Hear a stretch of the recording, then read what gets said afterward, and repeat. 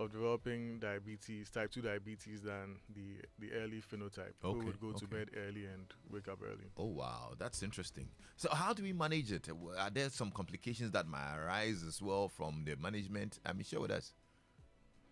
Yeah, certainly. That is why we are taking it upon ourselves to educate people so that those who may have symptoms would seek care in time. The treatment options are many, and like most multi-systemic diseases, and what that means is that diseases that affect and like a lot of systems at once would require a multidisciplinary approach. Okay. So it involves your primary physician, it involves the specialist, it involves the dietitian, it may even involve the physiotherapist and an occupational therapist if you suffer certain complications. So whatever option we decide to use to treat you, you would have to adopt some lifestyle changes. So you'd have to do a lot more of activity. And for cardiovascular health or benefits, you are supposed to be doing about 150 minutes of moderate intensity exercise per week. When we say a moderate exercise, it means any activity that is capable of making you sweat or making your heart rate increase significantly. So you are supposed to accumulate about 150 minutes of that per week. Certain authorities or sources would also bring it all the way down to about 60 per week. Wow. But physical activity is one way to help treat your blood glucose. Then we also have dietary management. So once you develop diabetes, your dietitian may advise you to take portions of certain foods, to avoid certain foods, and then other behavior related to eating. Okay. Okay. Well, this is good, but let's get to talk about the group DEMSOG, right?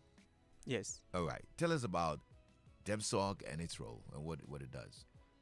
Okay. So DEMSOG stands for Diabetes Endocrinology Metabolic Society of Ghana, and it is the group that is responsible for coordinating diabetes education, training of caregivers, and then the prevention of diabetes in general.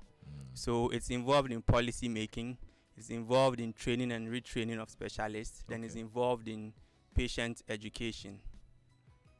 All right. So we're observing the World Diabetes Day on the 14th of November. Share with us. Do you have any activities planned as well? Yeah, absolutely. So this Thursday and Friday we have our annual general meeting where we'll be talking about diabetes among children and among the pregnant population. And so that spans Thursday through Friday, and Saturday we have our health walk. On the 14th, which is the World Diabetes Day, we're organizing a health screening, so diabetes screening, which is happening in and around Korle Bu. But more specific details will be available a little later. Okay, that's great. Any final words before we wrap up? I'm glad you guys are doing this and educating the public. I think it's a good thing. So kudos to you guys. So as we wrap up, any final words? Yeah, so our final words would be lifestyle is a very important component in preventing diabetes, and it's something that we want the public to remember. Physical activity is so important, 150 to 300 minutes of moderate intensive physical activity per week. Also great to incorporate resistance training if possible. Like you have. Looks like you've been in the gym. Oh yeah, both of us. Both of us. Gym buddies, huh? Gym buddies. Okay, great. Please take me along next time, yeah? Absolutely. I love to lift some weights as well. Absolutely. Let us know when. Yeah. And also, as far as nutrition goes, very important that everyone remembers that the rubric for healthy eating has never changed. It's not about adopting a ketogenic diet. It's not about adopting a carnivore diet or whichever diet comes around. It's important that we always listen to whether it's the CDC, that's the Centers for Disease Control and Prevention, healthy plates, or the WHO Eat Well plates, whichever we're going with. Just means that you need to eat 3 meals a day. Make sure you add fiber, i.e. vegetables, very important. And also make sure you sleep and have good ways that you can manage your stress. I would also love to appeal to all authorities involved in the nutrition space so that we can have nutrition labels on all of our Ghana-made products. Okay. It's very important because there are some things that are hidden in our foods that we might not know about, especially our local ones. Right. Okay, good stuff. Dr. Shaibu. Yeah, so I would want to emphasize that as at now, there is no known cure for diabetes scientifically. And we hear it a lot on our airwaves, in the media space, people advertising cure for diabetes. And when that happens, we find a lot of our patients abandoning their scientific treatment for those ones and then coming in worse off.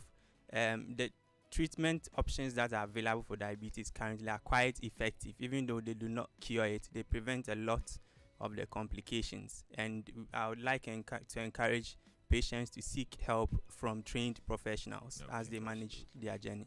This is great. Thank you so much. I'm grateful that you came by, and kudos to you and Demsog for doing this. Yeah? Absolutely. All right. Thanks so for Dr. having Robert us. Kwame Aye is a medical officer and the endocrinology unit of the Korle Bu Teaching Hospital. And then Dr. Shaibu Ibrahim is also a physician specialist at the endocrinology unit of the Korle Bu Teaching Hospital. And we've been talking about diabetes and World Diabetes Day coming up on the 14th of November. Stay tuned into Joy 99.7 FM. I'm going to take you over back to the semi-finals of the National Science and Maths Quiz. It was a very tight contest between Amani Ampon SHS, St. Augustine's College, and Pope John's Senior High School. So stay tuned into Joy FM. Joy